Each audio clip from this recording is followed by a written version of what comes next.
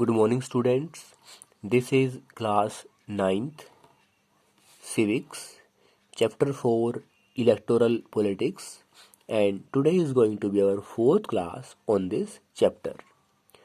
आज का हमारा जो सब टॉपिक है वो है What is our system of elections? हमारे चुनाव की व्यवस्था है वो क्या है। आपको पता है कि वर्तमान समय में 21st सेंचुरी में जो लोकतंत्र शासन व्यवस्था है, जो डेमोक्रेसी है, वो अधिक से अधिक प्रचलन में है। अधिक से अधिक देश जहाँ चुनाव होते हैं वो स्वयं को डेमोक्रेटिक कंट्री कहलवाना चाहते हैं।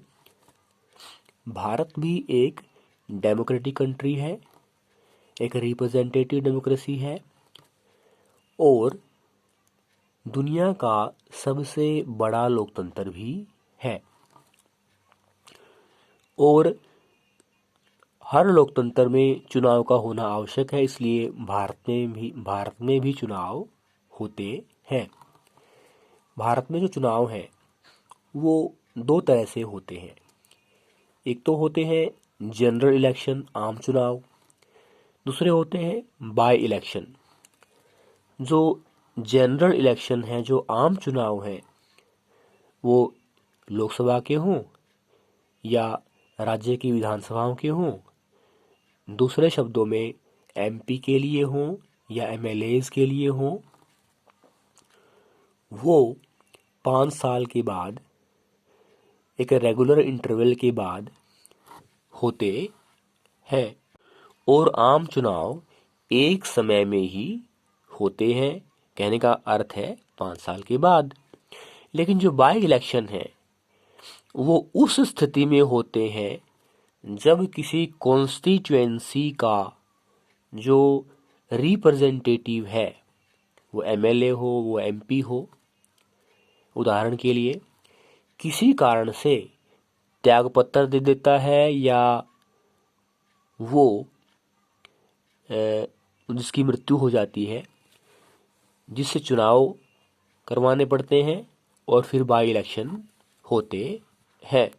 चुनाव के लिए पूरे देश को इलेक्टोरल कॉन्स्टिट्यूएंसी, चुनाव क्षेत्रों में बांटा जाता है और एक चुनाव क्षेत्र में अलग अलग पार्टी के जो प्रत्याशी हैं, जो कंटेस्टेंट हैं, वो भाग लेते हैं और जो मतदाता है, जो वोटर है, जिसकी उम्र 18 वर्ष है, वो अपनी कॉन्स्टिट्यूएंसी में एक वोट डालता है जिसकी वैल्यू भी एक होती है। इस प्रकार एक इलेक्टोरल कॉन्स्टिट्यूएंसी से एक रिप्रेजेंटेटिव चुना जाता है। अगर हरियाणा की बात करें तो वहाँ पर एमएलए के लिए, मेंबर ऑफ लेजिस्लेटिव असेंबली के सदस्य के लिए 90 सीटें हैं और मेंबर ऑफ पार्लियामेंट यानी एमपी के लिए 10 सीटें हैं।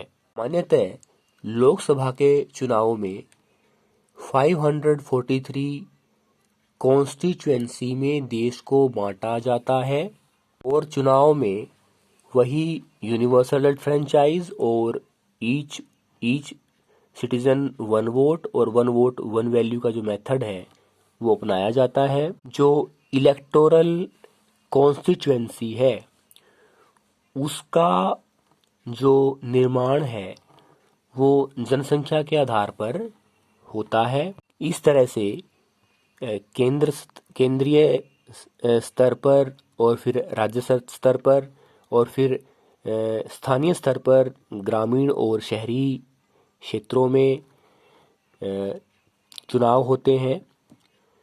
और ग्रामीण क्षेत्रों में जो प्रेसिडेंट है, जो पंचायत प्रेसिडेंट है, जिसे सरपंच कहा जाता है, उसका चुनाव होता है। उसके लिए गांव को कॉन्स्टिट्यूएंसी की तरह से ही वार्ड में बांटा जाता है और वार्ड मेंबर का चुनाव होता है और वार्ड मेंबर ही फिर सरपंच का चुनाव करते हैं। ऐसे ही शहरों में दो तरह की जो लोकल बॉडीज़ हैं वो उनके लिए चुनाव होता है, म्यूनिसिपैलिटी और म्यूनिसिपल कॉरपोरेशन के लिए। और म्यूनिसिपैलिटी के म्यूनिसिपल चेयरपर्सन और म्यूनिसिपल कॉरपोरेशन के जो मेयर हैं उसका चुनाव होता है। अगली क्लास में हम रिजर्व्ड कॉन्स्टिट्यूएंसी की बात करेंगे कि किस तरह से जो चुनाव क्षेत्र है उसको रिजर्व्ड कॉन्स्टिट्यूएंसी में भी बांटा जाता है, यानी कोई चुनाव क्षेत्र उसमें जो सीट है वो रिजर्व्ड आरक्षित होती है। थैंक्स।